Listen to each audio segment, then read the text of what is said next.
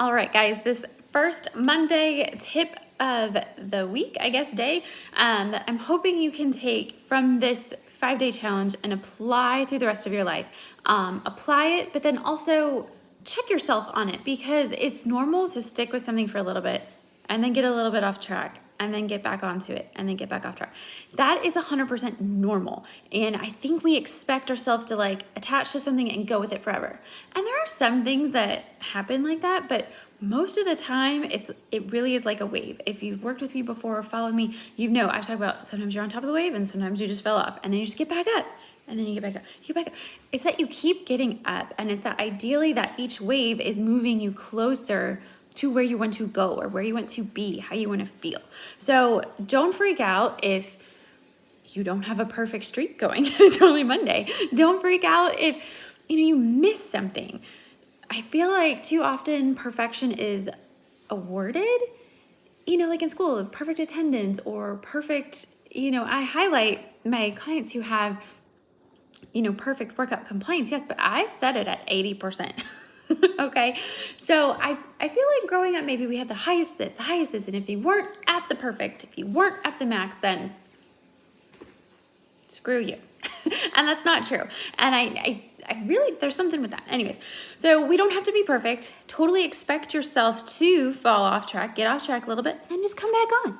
Come back on. So what we're going to talk about today, if you have to think of one word, because I love simplifying things, and then kind of remember, maybe just because my kids are doing the writing process now, where you have a word and then you have all the little bubbles that come off it. Okay, so word of the day is prioritize. Prioritize your life, and you get to choose what you're going to prioritize, and where that is. So here's the thing. If you were to make one of those word bubbles of what comes off of prioritize, what matters most? What comes first? What makes other things move? That one is the key one we're going to pause on, because I've heard, as a personal trainer for 10 years, and fitness and all that stuff, oh, I couldn't come, this came up. Right? Who said it? I have said it. Oh, sorry, I couldn't make it to your yoga class because I got busy doing this. The translation of that is the class was not a priority today. Stop telling yourself a story that you couldn't do it because something else. It's really, you just made a choice that something else was more of a priority than the other thing. And there's usually a little conflict and guilty feeling with that, because we feel like we've changed our priority and we might have let somebody down. We think it's the other person, but really we've let ourselves down. And that's kind of a hard truth to sit with. Nobody likes to disappoint other people, I don't think. At least probably not most of you in here. I definitely don't like disappointing people. And so we often forget that we are disappointing ourselves.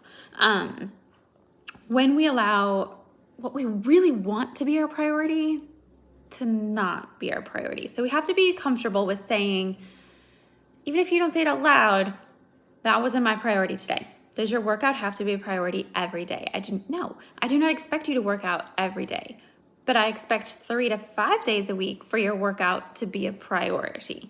And so what that means is that 3 to 5 days, that needs to be your yes. Not to, oh, I'm going to go watch a show, or, oh, I'm going to go to my friend's house and stay longer, or I'm not going to have time to work out before I have to go pick up the kids.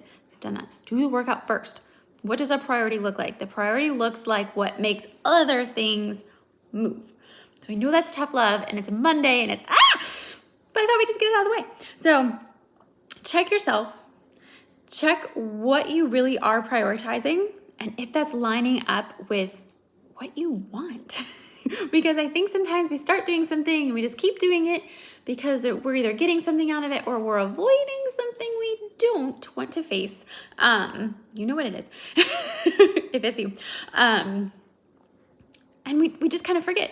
We just like to keep going with the way we're going. And sometimes you gotta wait a second. If the going is not going where I want it to go, or if I'm not where I am and I'm still making the same choices that got me where I am, then I got to make different choices. And so the best thing I recommend is prioritizing and scheduling what you need done. Don't just flow through I love the free flowing. I love the lack of commitment and oh, I'm flexible and I can get everything. And It really doesn't work though, you guys. You've got to have some parameters. You've got to have some priorities that anchor your schedule, that things move around, right? If your kids were little, it was prioritizing their naps, right? Or prioritizing their meals, or maybe it's your meals that you need to focus on. But if you only prioritize one thing and you want to prioritize your workouts, I think that's a great thing because you have a start and an end, and it's a set time, right? And it just depends on you. Yes, there's other people and other factors involved. I'm well aware of that.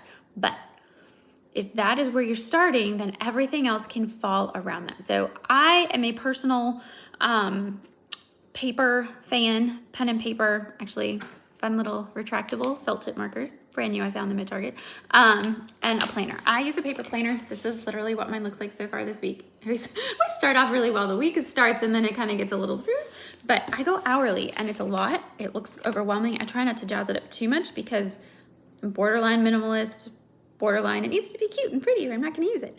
And I really like time blocking where I'm chunking like, okay, this time is for this, then I move on to this, and then I move on to this.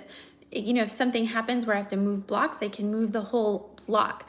And it also helps me avoid overcommitting. Like if I don't have any white space, I'll know like it's gonna be stressful. And I should maybe leave some white space just in case something takes longer, which it always does. You know, I leave little gaps sometimes because things can flow. Or, hey, my friend called and it's like, hey, can you chat? Like, oh, I have no white space. Actually, I'm gonna have white space coming up in this time. Can I do that? Or can I shift to this? I really like the blocking, the coloring. I used to take a colored pencil and like go through and color it even. I don't do that anymore, although on very stressful days, I actually do because I think coloring is calming. Anyone else coloring calming? Do you have to do it this way? No, this works best for me, just to see where I am and then go through my day and know what is coming and what I need to do. You can color code it, you can not. I know people use their like Google calendars, Apple calendars. There are also like digital planners where you can go in and even sync them up to family members. I know, I personally like at a glance. I like a bird's eye view with like a focus. So that works for me. What I want to know is what works for you and what are the priority things that you schedule on a daily, weekly, monthly basis. So I really never put in cleaning on here. It's on my checkoff sheet. So it's kind of when if something finishes early or something gets canceled, or that I always leave white space at the end of the day and at the beginning of the day.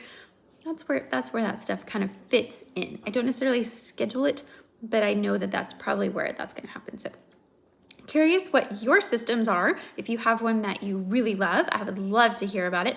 Because I'm not gonna lie, I'm a planner nerd. We were on vacation last week and I had a dream about my planner, which I did not bring. I was like, oh my gosh, my planner. So it's fun for me. I like it and it really helps avoid the overwhelm and see priorities and reveal a lot about maybe why you are or are not reaching your goals.